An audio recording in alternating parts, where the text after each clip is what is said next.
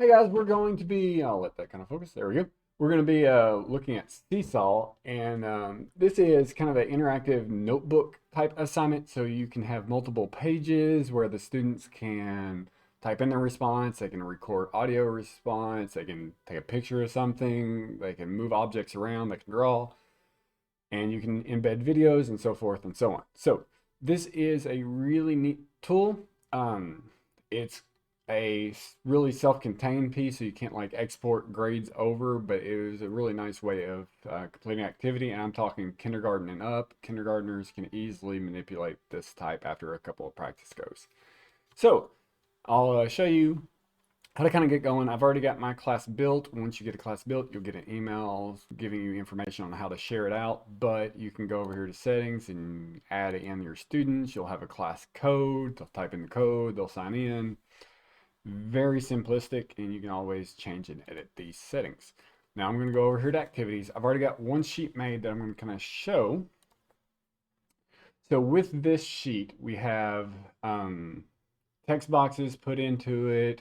You can see that I can draw and match the, use the draw tool to kind of match things around. I can circle the shape.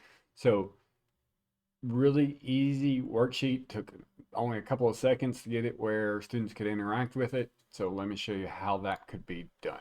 So I'm going to go and I'm going to add a student work. So I'm going to upload, and I'm going to select from my computer. Now I've already done done the sample worksheet as a JPEG. This time around it's going to be a PDF. So do PDF.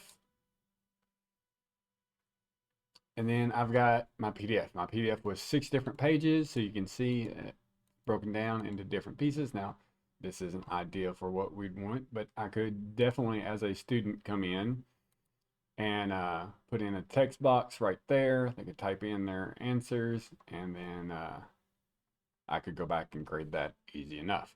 That's more of advanced. If this is a kindergarten thing, it might be just having them circle the all the triangles on the page or coloring a page like this.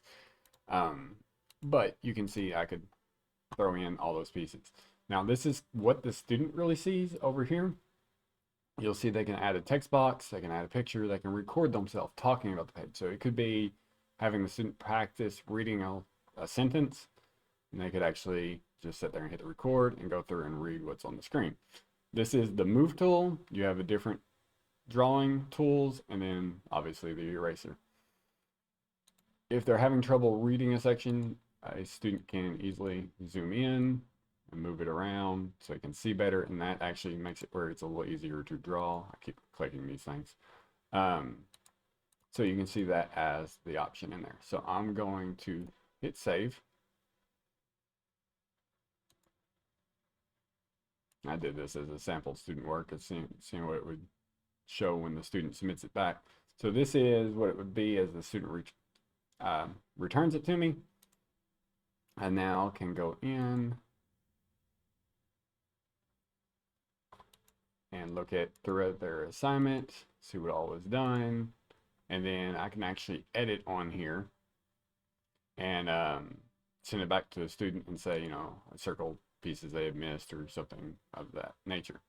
Now I'm going to go back to the activities because, like I said, I do have this assignment that we have done for the students to do. And so let me show you what that looks like when I do edit the activity. So here is what I've added in as the activity for the students, but then I can come in and say I'm going to add a voice instruction and then actually record directions. So thinking about kindergarten, first grade, second grade, and actually record what I'm wanting students to do. And so it doesn't matter about them having to read the directions back. They can actually just listen to the instructions. And you can kind of do that page by page. You can add kind of a template piece on there for the student responses, but that's not anything I think you should have to really worry about. There are additional tools if you want to become a paid person. So basically I've created this, it's ready to be assigned, but I can actually pay and get that as a assignable on a specific date, so you can kind of schedule things out. But if you go ahead and pre-build your assignments at the very first part of the day at 7:30 a.m., you can come in and just assign those pieces that are due. Didn't have any changes I wanted to make. So that's put out there to students. It's added, it's ready to go. Students will come in, they'll see activity, and it'll pop up like number 5 if I've got 5 assignments waiting for them to do. And then if you comment back to them, they'll get something in the inbox. So very simple to use. It will take kind of playing around to get used to it, and definitely don't throw an assignment out there where you're wanting students to use every single little tool available. Start small. Have them practice with just like the text boxes for one assignment, the drawing tool for another, and let them kind of ease into it. And then after that, you can kind of back off a little bit and let them pick whether they want to write with the drawing tool or type it out or just record themselves giving answers. This right now, I haven't seen any way of this like tying back to Gradebook and it's not Infinite Campus, well, Infinite Campus or Google Classroom. Like I said, this is its own little standalone program. It's just kind of sitting there. But in Google Classroom, it is really easy to give instructions on how to get to this. And so they can go to Google Classroom, say, all right, I have a Seesaw assignment due for you, and then they go over there.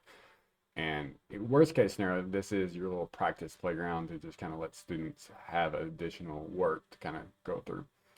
But if you got students at home who are, you're trying to get them a lot more worksheet pieces, this is definitely a option on letting them have those pieces. And as you saw with this might just be how you want to let them view PDFs and just send it in here and let this be the house for the PDF assignments. But that's what I got for you guys today.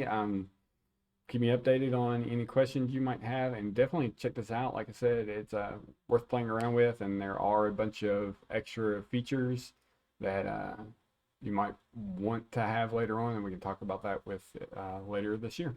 But thank you guys for your time.